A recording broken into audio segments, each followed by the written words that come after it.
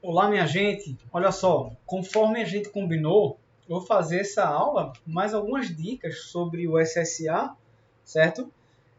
Eu começo com a expansão marítima, mas aí a ideia é a gente falar, né, dos últimos tópicos do cronograma do SSA1, quando ele fala, né, da conquista, da colonização dos povos americanos e essa violência que permeou todo esse processo de dominação europeia, dominação e colonização europeia aqui nas Américas. Beleza? Então vamos lá. Vamos por partes para a gente entender isso aí. Olha só, o último assunto que a gente viu na sala de aula foi absolutismo monárquico e formação dos Estados nacionais. Primeira coisa, a expansão marítima e comercial ela não pode ser entendida sem a gente ter passado pela formação dos Estados nacionais na Europa.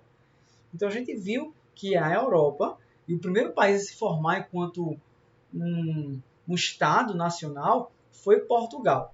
Gente, esse comércio aqui da Idade Moderna, na Era Moderna, o final da Idade Média, o início de um novo momento da Era Moderna, a criação dos Estados Nacionais e a expansão marítima, ela faz todo sentido quando a gente vai pensar nesse mundo europeu e nessa nova fase da história da humanidade, né, que é a chegada dos europeus na América, onde dois mundos diferentes estão se encontrando. A gente vai tentar entender um pouco sobre isso, sabe?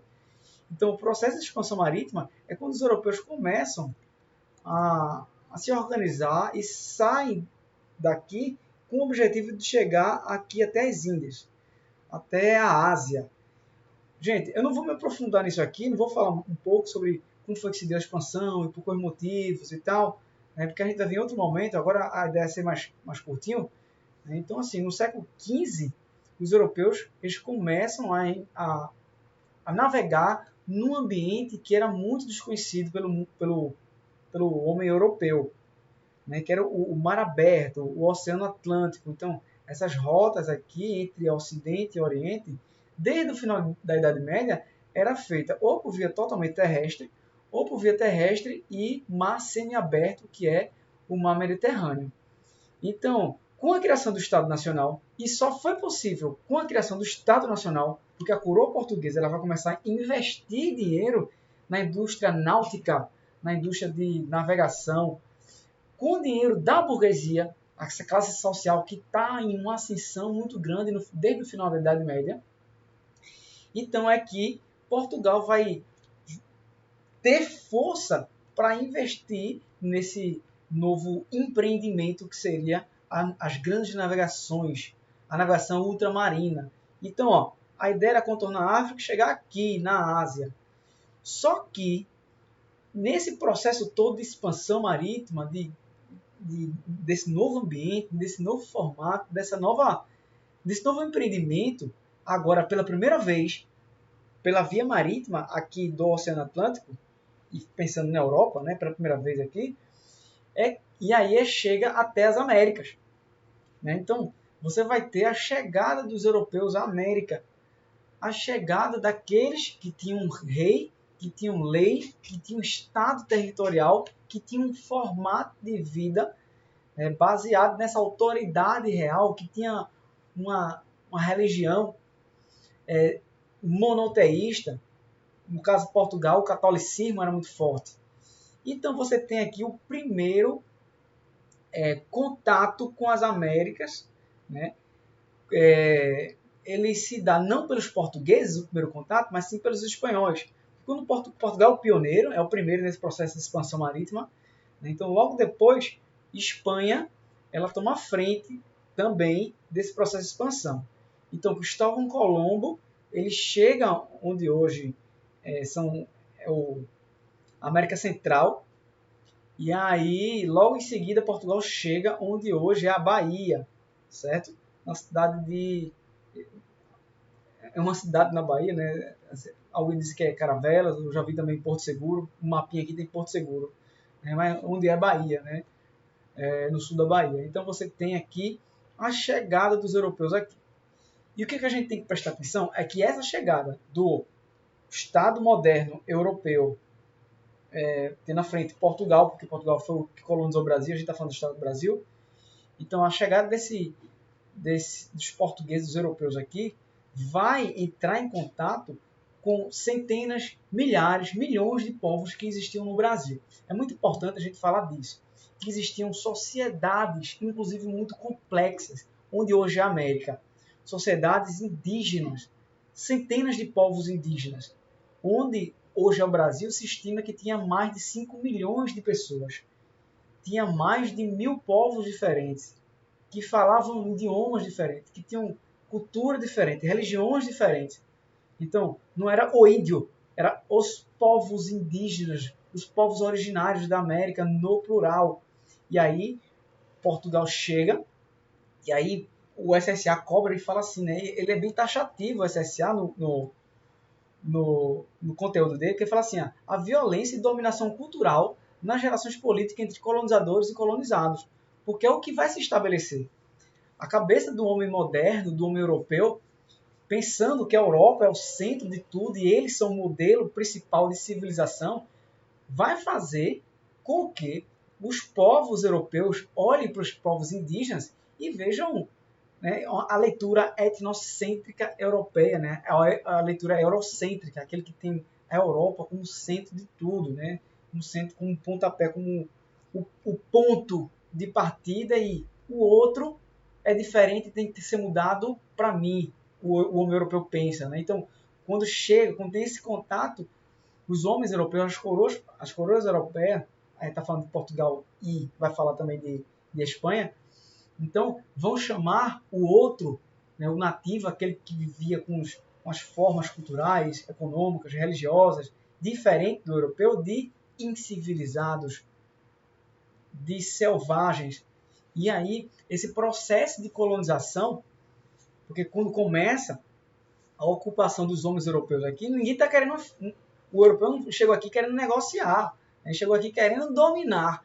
A ideia, olhando de cima para baixo, eu sou civilizado e eles são selvagens, então vamos dominar essa terra que agora pertence a gente, porque somos uma civilização.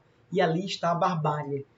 Então, esse processo, o Brasil, a América Latina, ele surge já nessa violência simbólica, nessa violência física, nessa violência étnica, em que o europeu se coloca como superior aos povos que aqui viviam. E tem na sua missão de ocupar, de salvar, entre aspas, essas pessoas. Então, vão ser criados. O Concílio de Trento, a gente viu nas reformas, né, cria a ordem jesuítica.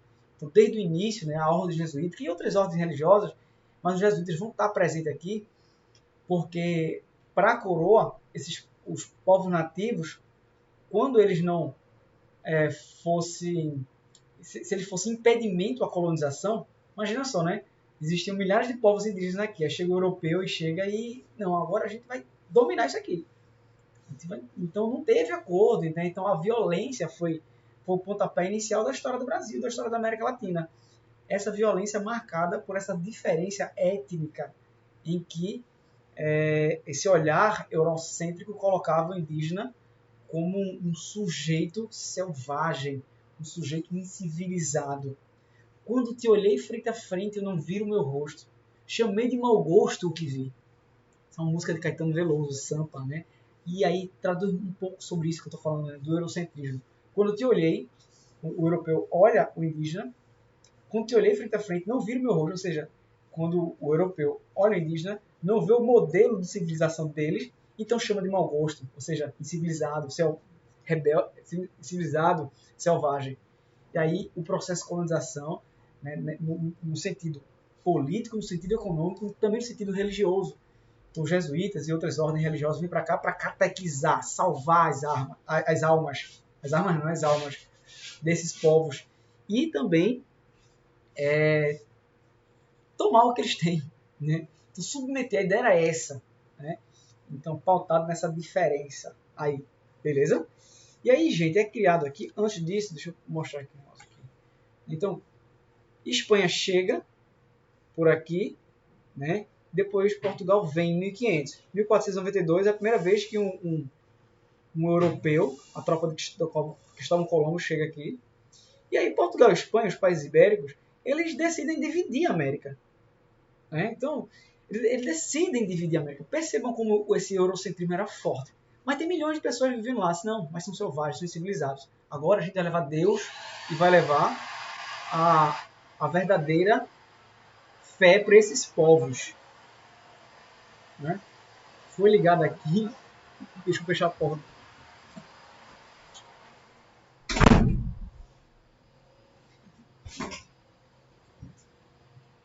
Então, desculpa aí, mas vamos lá.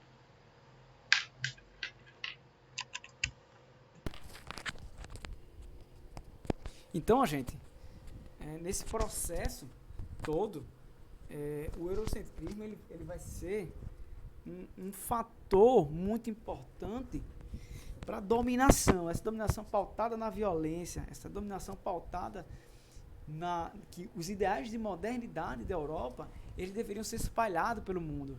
E aqueles que não fossem ao padrão europeu deveriam ser tornados ao padrão europeu. Um padrão de um homem cristão e de um homem súdito da coroa, súdito do rei. Então, os dois pequenos países europeus, eles vão dividir entre si, vão sentar e junto com o Papa, e vai dividir, a 370 léguas das ilhas de Cabo Verde, as terras pertencem a Portugal. Para além dessa linha, as terras pertencem à Espanha. E assim eles dividiram entre si e foram para lá ocupar essas terras, o que se chamou de Novo Mundo, tá? Só que o Novo Mundo tinha muita gente.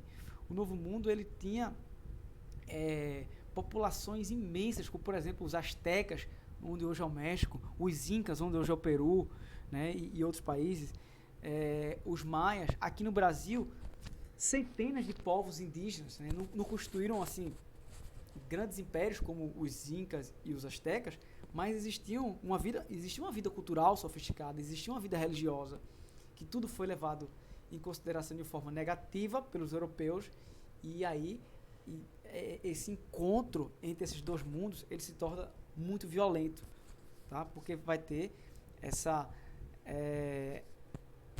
tentativa e esse esforço dos homens europeus em impor o seu modo de vida do ponto de vista político, do ponto de vista econômico, do ponto de vista religioso.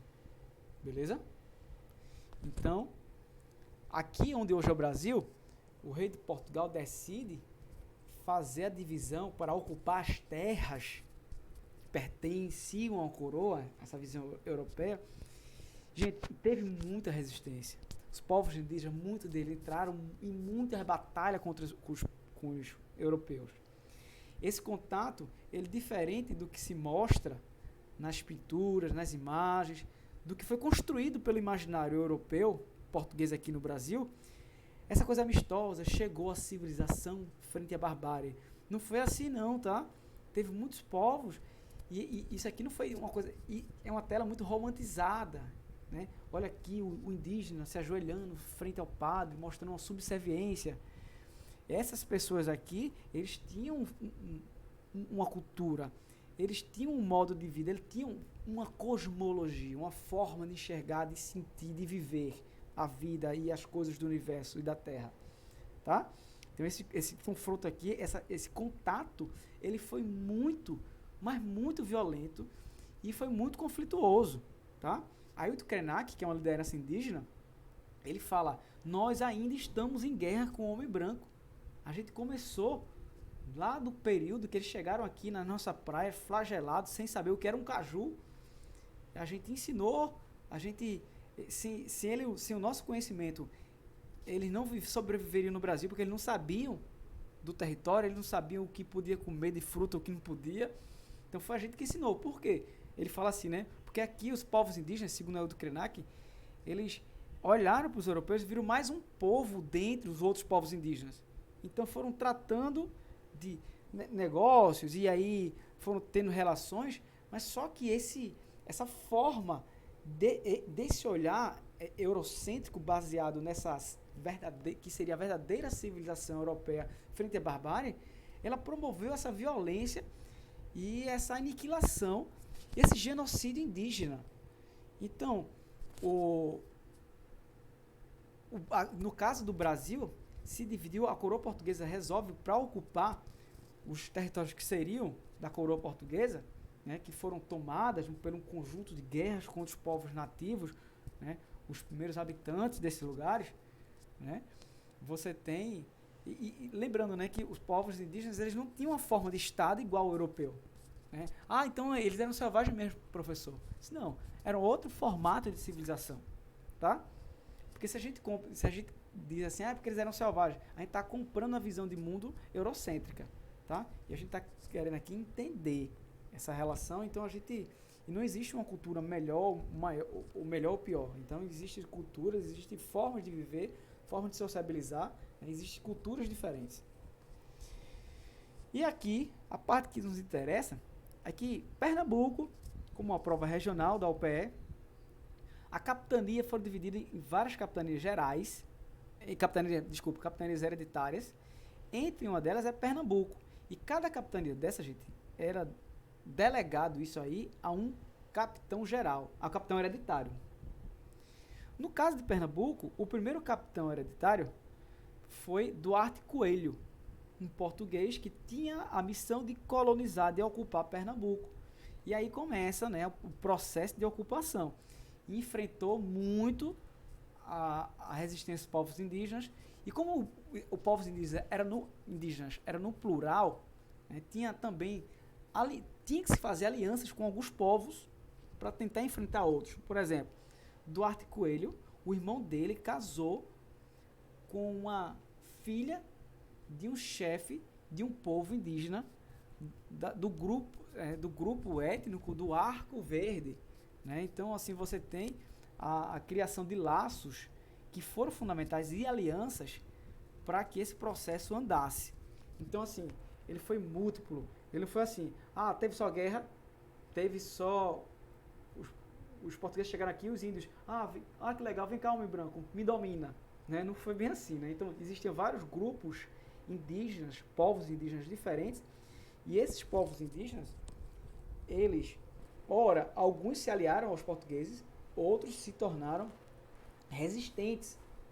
Mas a intenção, desde o início dos povos brancos, europeus e portugueses, que a gente está falando aqui no Brasil, era de dominar, era de aniquilar esse formato de vida. Né? Então, essas alianças foram de puro interesse pelos portugueses. E Duarte Coelho, as capitanias hereditárias, elas não dão muito certo. Tá? Só que Pernambuco dá sim. Pernambuco começa a plantar cana-de-açúcar, a distribuir as terras para outros portugueses fazerem engenhos. Então, Pernambuco é uma das capitanias gerais que mais investem. Então, Duarte Coelho ele se preocupou. Deve ter aqui, a capitania de Pernambuco, Duarte Coelho. Duarte Coelho se preocupou e se esforçou em fazer a colonização, em ocupar as terras. Então, e aí por isso que Pernambuco e aí baseada no latifúndio quer dizer a grande propriedade de terra para a plantação do açúcar e essa doação dessas terras para outros portugueses para montarem engenho. E aí esses engenhos tiveram mão de obra escrava indígena inicialmente, e também Ailton Krenak fala, né, que os povos europeus fizeram escravos indígenas do início da colonização até o final da colonização. Né, até o final da colonização, assim, até a independência, e até depois do século XIX e tudo, né? E aí você vai ter no Brasil, a gente vai estudar isso depois, né, que teve a escravidão no Brasil, a escravidão negra africana. Foi a mais forte, foi a maior, mas também teve escravidão indígena também. Beleza? Então, só que aí o que interessa pra gente é entender que Duarte Coelho foi o primeiro capitão donatário, e ele, através a prosperidade que deu o açúcar, da distribuição de terras, das sesmarias, seria grandes propriedades de terras doadas a portugueses para vir aqui e ocupar as terras. Beleza? Esse esforço na colonização e na ocupação. Então, Duarte Coelho fez com que a capitania de Pernambuco ela prosperasse já desde o início. Essa prosperidade ela é feita acima de muito sangue indígena, de muito conflitos, de muitas guerras, porque as terras eram ocupadas por esses povos indígenas que não tinham essa preocupação em construir riqueza, desmatar a vegetação nativa, que era para plantar e para ganhar dinheiro com isso. A cosmologia, o modo de enxergar a vida dos indígenas era diferente, né? Não quer dizer que eles sejam mais ou menos atrasados do que os europeus. Os europeus, que essa dinâmica desse Estado nacional de capitanear lucro, riquezas para o Estado europeu, é que vai fazer com que essa colonização no Brasil ela se torne violenta do ponto de vista ambiental, do ponto de vista humano, no caso de toda essa guerra, de toda essa exploração que teve da mão de obra indígena e depois da mão de obra escrava africana. Você tem esse início da colonização que é muito perverso, e essa colonização se torna violenta o tempo inteiro, porque essas guerras não param de acontecer, beleza? E aí, voltando ao slide,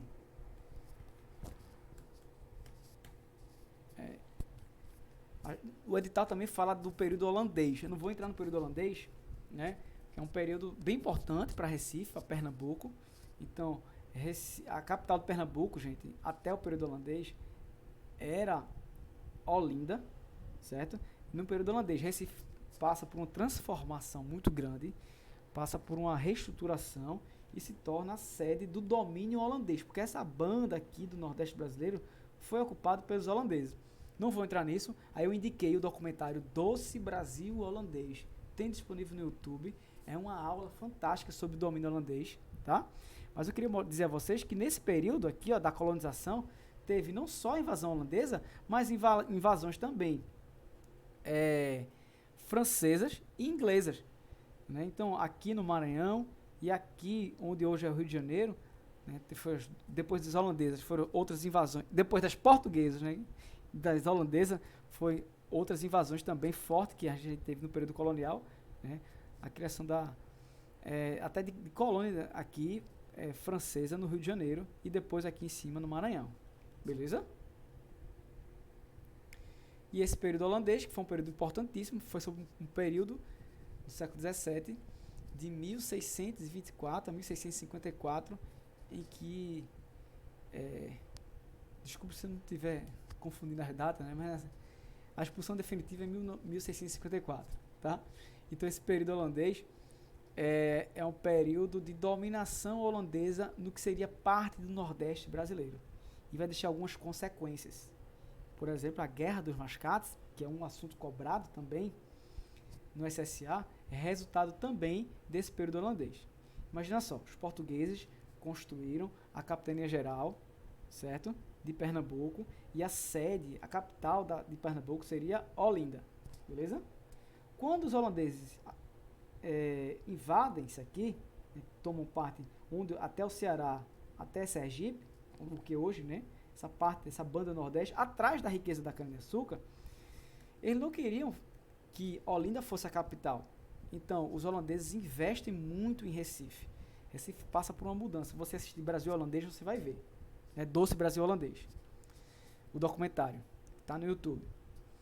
Então, quando os holandeses são expulsos do Brasil, começa a ter um conflito e os portugueses retomam a colonização, né, entre os senhores de engenho que moravam, que viviam em Olinda, e Recife, no Recife que a dinâmica era mais comerciária.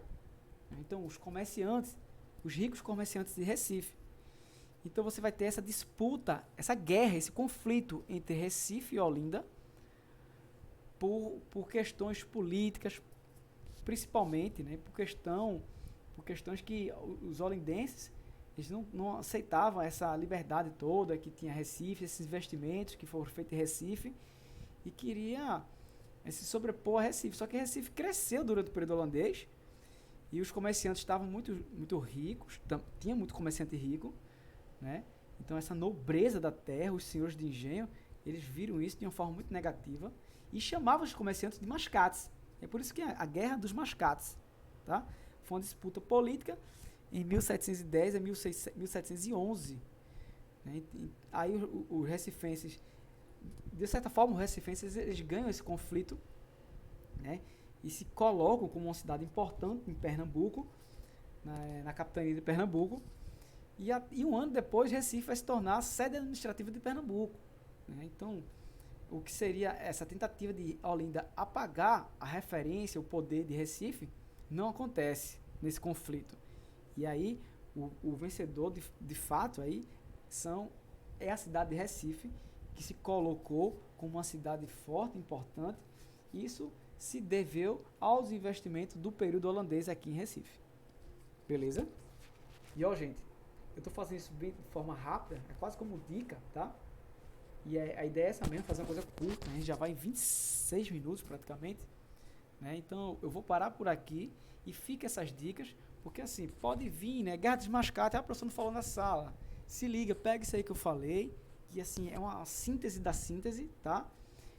Assista o documentário sobre o doce Brasil holandês. Lembra dessa relação aqui, né? De como essa Europa moderna, essa Europa que tinha acabado de criar o Estado Nacional, marcada por uma religião cristã muito fortemente, chegou com todo esse olhar eurocêntrico e dominou. A ideia era dominar, era converter os povos indígenas, era fazer com que os povos indígenas se voltassem, vivessem de acordo com os padrões europeus. Por isso que lá no edital do SSA, ele fala assim, a violência, a dominação cultural nas relações entre colonizadores e colonizados. Porque essa dominação, ela foi cultural, ela foi política, ela foi religiosa. E a peça-chave para a gente entender isso é esse eurocentrismo. Então, essa visão pautada em que a Europa seria a civilização correta, que tinha a religião correta e que deveria impor e espalhar isso a todos os povos do mundo. Beleza? E aí marcou essa colonização com uma violência simbólica, uma violência física, uma violência política, uma violência econômica, uma violência cultural, uma violência religiosa. Certo? E é isso. Desejo muita sorte para vocês na prova de segunda. E um grande abraço, gente. Qualquer coisa me pergunta, tá? E como essa aula é direcionada aos meus alunos do Kodai, né? Mas aí, se alguém de fora assistir e ver, né, coloca dúvida no comentário que assim que eu ver eu respondo, beleza? Um beijo, galera. Tchauzinho.